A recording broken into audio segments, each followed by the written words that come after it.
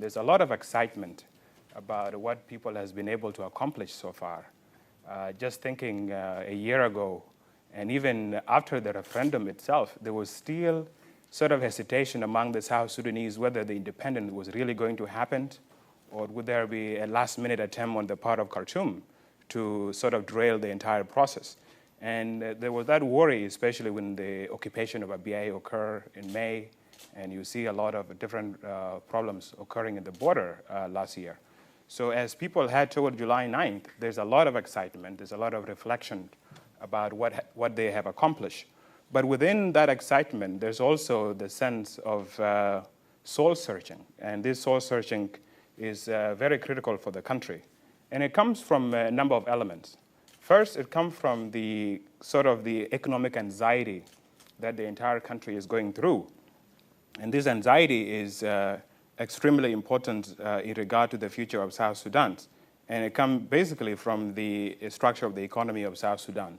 As most of you know, the entire economy of South Sudan used to be extremely dependent on oil, which accounted for over 98% of government revenues, over 70% of South Sudan GDP, and nearly 100% of South Sudan foreign exchange.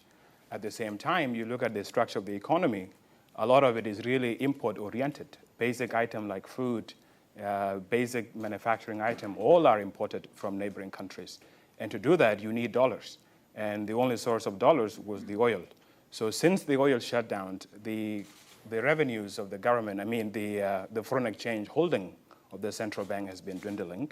And as the central bank sort of prepared to make sure that this reserve lasts a bit longer, this, of course, result in the amount of dollars entering the market being reduced by almost 75%.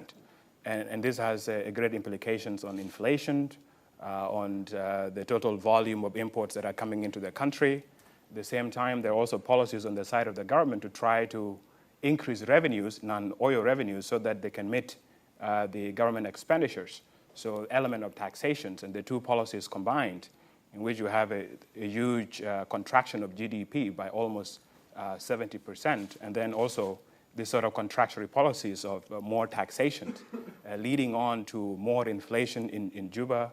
Look at the foreign exchange, the differences between the official exchange and the black market exchange has been widening, going up to £5 to $1 just last month. So you see this anxiety going on in the market. At the same time, you see within this anxiety, there is also the element of optimism, because the entire economy was dependent on the oil before the country was even born.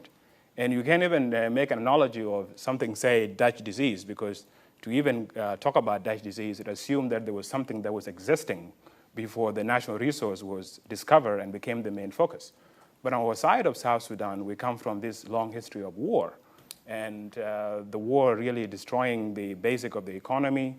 Skills were lost, especially from different generations of South Sudanese that never really farmed. And agriculture was the main backbone of South Sudanese livelihood. So after so many years of war and now returning back from the bush in 2005, you have this oil. And you really see from the budget of the civil administration of New Sudan in 2004, which was about 150,000. And then a year later, in 2005, with the oil, it jumped to 2 billion. So the economy from the very beginning became an oil economy, and focus was lost on anything else.